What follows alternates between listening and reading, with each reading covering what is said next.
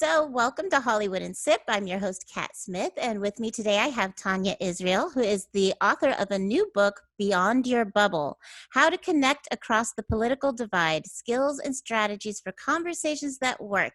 And it just released, so congratulations on that. Thank you. First of all, do you want to give kind of your background, why you're an expert in this field and able to talk about it? Absolutely. So I'm a psychologist. I'm a professor at UC Santa Barbara, and I've been teaching helping skills for years. And so that gave me some background in the research that supports some of the, especially the listening skills and some of the how do we manage emotions.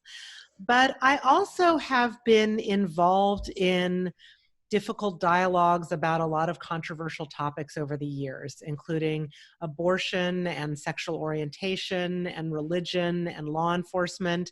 And from those experiences, I also have a very personal knowledge of how helpful it can be and really how transformational it can be to have understanding across those differences. And so between those different pieces, as well as I've been engaged in my community and politics, that really brought me to this topic. And then in terms of this topic, I really started not with a book idea, but after the 2016 election, I wanted to bring people together and find some way to help people to talk across this divide. So I created something that I call the flow chart that will resolve all political conflict in our country. And then it didn't actually resolve all political conflict in our country. So I went on to create a workshop, a 2-hour skills building workshop, and people were asking for more resources. And that's how the book itself came about. And I think it's so at 2016, when you started that process, that was a very important time for conversations. But I think especially now, releasing it right now seems extra important because it feels like everybody on every subject is polar opposites right now. Everybody is at extremes. They're either this or they're that. And there's not a lot of people wandering around in the middle, which makes it really hard to have a lot of the conversations that are coming up today. Do you agree with that? I would say that there is definitely polarization, and we're definitely hearing a lot from those extremes. Some of the research that I cite in the book I found very interesting says that for the most part, though, we're not at those extremes. There's a study that I discussed called Hidden Tribes, where they identify where people are in the political spectrum, and they actually show that most people are in what they call the silent majority, in the more closer to the middle. And we don't hear from them as much. And so I would say, yes, there is polarization, but there is not as much as we might think that there is. And we do tend to sort of distort our understanding of people who are on the other side to think that people are more extreme than they might really be. And you described the book as politically neutral, which I think is important because it really is about the conversations. But aside from that, you come at this from a political standpoint, but it really is good for any of the big conversations you could be having right now. Yeah, no question. The skills that I lay out in the book that have to do with listening and how do we manage our emotions and how do we talk about our views most effectively, these are things that are useful in any kind of discussion we're having. I use an example in the book showing how talking about politics can be like talking about how to share a pizza. There's this resource we all have to decide on, how we're going to do this together. And so I think that they're useful skills for parents and partners and communities and all of those things. Well, and speaking of partners, I'm one of those people who has always avoided talking about politics. I think it's the fear of the conflict. Mm-hmm. And I'm in the first relationship ever in my life where we go over the ballot together and we go to vote together, and we don't always vote the same. I think that's important to mention. We may be having the conversation. We don't always vote the same. Mm-hmm. But why is it important and healthy to have these conversations? So when I started doing the workshop, I would ask people, why are you here? What's bringing you to this? And I heard the same things over and over again. A lot of people have somebody in their life who has a different political view, but they want to stay connected to that person, a family member, a friend from high school, a coworker. Also, sometimes people say they want to reach out across the divide, either because they want to persuade somebody or they want to find common ground. Or a lot of people say, I just can't understand how people can think and act and vote as they do. So there are a lot of motivations that people are bringing to this. And one of them is actually just reducing distress. People are feeling really distressed about political discord. And so just finding some way to, and you know, it affects our health being in distress that much. So it can actually make us healthier to be able to reduce that concern. And I know that a strong focus in your book is speaking one-on-one with people, you know, having the conversation one-on-one, and really being present for it.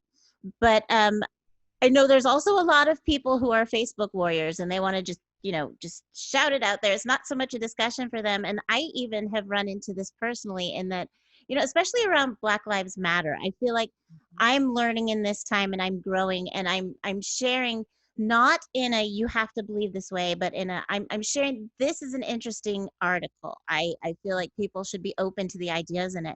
And I'm finding that people are coming back just angry. They're not really listening. They sort of jump in just to argue.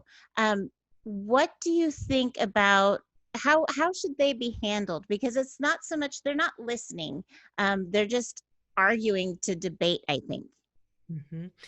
So I don't think social media is necessarily the place that we can have productive conversations across political lines. I think the one comment that you can make on somebody's Facebook post that could be useful is to say, hey, can we set up a time to talk? You know, Yeah, yeah. actually move it out of that social media venue, because it turns out that when we don't have very many ways of understanding somebody, it's really hard for us to connect. So if the only thing that we have is a little Facebook post, that doesn't give us very much information. If we're even talking to somebody on the phone, we can hear their intonation, we can understand a little bit more from that. And then if we can actually see somebody, that's ideal. I mean, it's harder to actually be in the same room with somebody these days, Mm-hmm. but it's amazing what you can do with Zoom or Yeah, FaceTime or face to Zoom. exactly. Yeah, and I understand that completely because well, there's certain things, you know, we're in so much of a digital world right now that I find that there are people that I talk to even just in email where I have to add an emoji or something to distinguish what my feeling is in the email, or they spend the rest of the day feeling like they've done something wrong. And then even with text messages and then phone calls, I personally don't like phone calls because I like to see the face that I'm talking to. Because I feel like there's so many things in there that explain how you're feeling and what you're saying just in the face to face. So I see why that would be important in this kind of conversation. Yeah, things are so volatile on social media. I cite a study in the book that was done on Twitter. So they had Twitter users and they sent conservative tweets to Democrats, and they sent liberal tweets to Republicans. And because we always think, oh, if I just like share with them this information, it'll change their mind. Or if I just say this argument, then it's going to affect them. And it turns out it does affect them. But instead of bringing people to closer to your view, it actually polarized people more. So I thought that was a really useful piece of information in terms of thinking about what we're doing on social media and how it's actually exacerbating that polarization. Oh yeah, yeah. And you mentioned at the beginning of the book that reading this book with others might actually enhance your experience. How do you see that happening? So there are a lot of skills in the book. There are activities that the reader can do. You can do it on your own, but you could also, and I share in an appendix, like if you want to do it with somebody else, here are some instructions for how to do that. So this did a lot of these ideas I developed in this workshop that I was doing. So I think about it very interactively and on a very skills-based level. So people can practice these things. I always recommend that if you're going to practice skills, first practice them in low stakes situation. Don't start with the most difficult person who you're concerned about having a conversation with, start by talking with somebody who already agrees with you on things, but try out some new listening skills, you know? So I think that people can do it on their own and practice. You know, there's lots of opportunities to practice, but actually doing it with somebody else who's also trying to learn those skills, I think, can not only help to develop the skills, but also help to develop someone's confidence in being able to do those things. Oh, yes. Practice makes perfect. Exactly. And I also like your take what you want and leave the rest kind of attitude with the book. You can read it cover to cover, but you also mentioned, if you're already good at this, you might want to skip to here, or you can look through the contents and say, that's what I specifically need help with. Right, exactly. So if you're a therapist, you might not need the chapter on listening skills, although you might need to think about how to use them outside of a therapy setting, because people do struggle with that. People are always really interested in the chapter on that I call talking skills, which is about how to actually share your own views. But I do encourage people, okay, you can go right to that chapter, but then go back and learn about how to manage your feelings when you're actually getting amped up talking with somebody. Yeah, and I think as you work through some of these things, you might discover, wait, I am missing a piece of that. I do have to go back. Mm-hmm. Yeah, Yeah. in the workshop, it was so interesting because some people would, I would say, well, what did you get out of this? Are there things you learned? And a number of people said, I didn't realize how hard it is for me just to listen to someone without, and Stephen Covey talks about this in 7 Habits of Highly Effective People. So it's not a new idea, but listening to understand rather than listening to respond is something that we don't always do. And so I really lay it out very carefully, like, here's how you can do this, because listening just to try to say the thing back that's going to, counteract what that person said, that's not going to help us in these conversations. And I actually had that as part of my questions, that quote from Stephen Covey. And what I was thinking when I read that was, ultimately we can only make sure we're the one changing our minds and our listening skills. So what if we're in that conversation and we are listening and hearing, but we know they're not? What should we back out of the conversation? Should we take it another direction? That's a great question. One of the things I say is this is about conversations with people who want to be in these conversations. So, you need to know what your motivations are, and you need to see if the other person is willing to engage. I do find that if I demonstrate that I am willing to listen, people open up more and they might be more willing to listen. But also I have to look at my motivations, like, do I really need to get them to listen to me? Or if I'm just like, I can't understand why people think the way they do, and there's someone in front of me who actually thinks that way, maybe I just want to listen and really draw them out and really understand. And it's not about me saying anything to them at all. And, if nothing else, that might help them to feel like, oh, people on that side are interested and do want to hear. And that alone can be really healing. And I think also it helps with our overall understanding of people. That made me think of an example of a conversation I had recently. Basically because COVID came out of nowhere, and you start to think about the vaccines. And I realized that someone in my life doesn't believe in vaccines. And while that had been just something just kind of, off the radar for me, when this hit, it made me think about whether or not they would. And I realized, well, I don't even know why they don't believe in it. And so I went into a conversation not to give any of my perspective at all, just to ask the questions to understand. And ultimately, I came out of that still believing the way I believe. But I really just went into it saying, I'd like you to share with me, and there's no judgment in this. I'd just like you to share with me, was there something that happened? Why do you believe this? Did COVID change your mind on it? And I found that just in itself to be a fascinating conversation, just because I wanted to understand where somebody else was coming from. Mm-hmm. And did it help you to understand? It helped me understand her perspective. I don't believe that she's right, but I'm also not going to tell her that she's not right, because it is her life to live. So, yeah. Mm-hmm. Yeah, I think that's a great approach. Just trying to understand where somebody's coming from. We can even have those conversations with people who are on the same side as that we are, because I find that often we don't even have that depth of conversation. Like we sort of, signal that we're on the same page and then we leave it at that. But actually asking people a little bit more about that can be so interesting also. So I think that we can just complexify our conversations and our understanding of people no matter what their views are. And I wrote down this question. How do you answer this question? Why should I listen to them if they're not going to listen to me? Mm-hmm. So again, I go back to, well, why are you in this dialogue? And if you're in the dialogue to understand and to maintain a relationship, that might be all you need.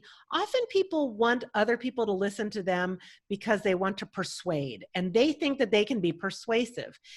And so I put persuasion a little later in the book because, and also in the flow chart, because I want people to think through like, okay, the first thing you have to do is listen. Then you've got to manage your emotions. And then here's some things to try to understand people on the other side and correct your distorted perceptions. And then do you still want to persuade them? If you still want to persuade them, here are some ways to do it. But sometimes people get to that point and realize, that's not actually the goal that I need to have. I don't need to do that. There's a piece I talk about called intellectual humility. And I think about that as how to be righteous without being self-righteous. And it's really thinking that we can hold views that are, we can hold extreme views ourselves and still be curious about somebody else's views, not in order to try to bring them to where we are, but in order to just accept that there might be another way that people might view things. And also, it's sort of proof for yourself, too. When you question your own belief, you either make it stronger or you do find out that perhaps you're wrong. Mm-hmm. It's true. And some people actually said, I'm a little worried about listening because I'm afraid that it might change my mind. And I think that's, first of all, just remarkably insightful to recognize, that you might be feeling that. But wow, that's so telling, that it's sort of when people are, unfriending people because they don't want to hear some other point of view. Yeah, I'm a little bit guilty of that, but I feel like I have levels. I have well, first, if I don't agree with what you're saying or you're saying it too often, I might unfollow, and then if if if you're being rude, then I might go to unfriend, and then if you're just flat out attacking, then I go to block. But I have the levels, and I try to give them the benefit of the doubt as long as I can. I know everybody's got to make their own decisions about sort of what they want to expose themselves to, and social media can be so toxic. I think everybody's got to figure out what to do. The thing that I found really interesting, you brought up Black Lives Matter, and I think this is, there's so much conflict around that, and it's really a challenging area. One of the things that I've been seeing is that some non-Black people who have sort of posted, oh, I've unfriended all of my racist relatives. And I think, wow, if you are not Black, you are actually in an interesting position in terms of being able to reach out to people who have a different perspective in terms of race. And that's some privilege that you have. So I think it's interesting, the pride that people are having in unfriending people who have a different view, when I'm like, oh no, if you want to think about how to use your privilege and be an ally, this is something that you actually have some access that some other people of color don't. Yeah, and I'm surprised by all the people who are reaching out and saying, you have to unfriend this person right now. Do you know what they believe in? And to me, again, and then unless I'm being attacked personally, because you have to have your boundaries. But for me, I try to keep people engaged in the conversation, because you never know what that turning point might be. So if you block them completely, they're stuck just with their own perspective. But if you keep the communication open, they might catch something at some point that causes that shift for them. Sure, Yeah, yeah. absolutely. And it's interesting because the feeling that we're being attacked, that's very common, that people are feeling that. And our bodies then go into this fight, flight, or freeze response. That's what we do when we're feeling threatened. But of course, our bodies developed that from an evolutionary perspective, like if we were going to be threatened by a saber-toothed tiger. It Right. wasn't about being threatened by seeing something in our Facebook feed that we disagree with, or even like having a conversation with somebody. Like that brings up a lot of emotion for people. But likely the worst thing that's going to happen is that someone is going to disagree with you in a forceful tone. Yes. Yeah. And yeah. And so that's one of the reasons I always start with motivations, because I was like, you have to know why you want to do this, because then you can weigh it out. It's like, okay, is it worth it for me to experience this feeling of heightened emotion in order to reach this goal? Yeah, I now need to add that to my level of thinking when I'm going through that process. So this next comment is a whole other interview in itself. So I'm not going to ask any questions about it, but I saw that you were the first speaker to ever speak about bisexuality in a TED Talk, and I just wanted to congratulate you on that. I think that's an amazing thing, and people should go find the video. Thank you. The remarkable thing that I learned is that as soon as you say that, you realize that after you prepared your talk, but before it was posted, someone else did a TEDx talk on bisexuality. So the very first thing I say in the talk, which is that this is the first TED talk on bisexuality, that was actually wrong as soon as I said it. But everything else I say is absolutely accurate. Oh, awesome. And good for you for being able to recognize, whoops, I said that incorrectly. I feel like I'm saying that constantly in this time. Oops, okay, I made that mistake. Sorry, won't happen again. Exactly. And being able to fess up to like, yep, that wasn't quite right, I think is an important skill to have as well. And then quickly to go back to the book, aside from reading it, which I think is very important, and I'm about halfway through it, I'm really enjoying it, and I'm learning about myself in the process. But aside from getting the book, what's one thing we can do today? Is it someone we should talk to or someone we should listen to? What's one thing you'd like to see us all do today? So yes, I would hope that people will read the book, because I've laid out in there a lot of skills, but I also don't want people to stop there.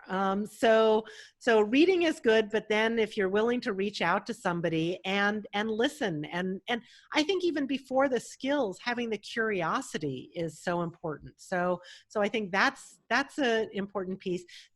There are also a lot of organizations that are doing work to try to bring people together across the divide. And I do talk about those in the book, Better Angels,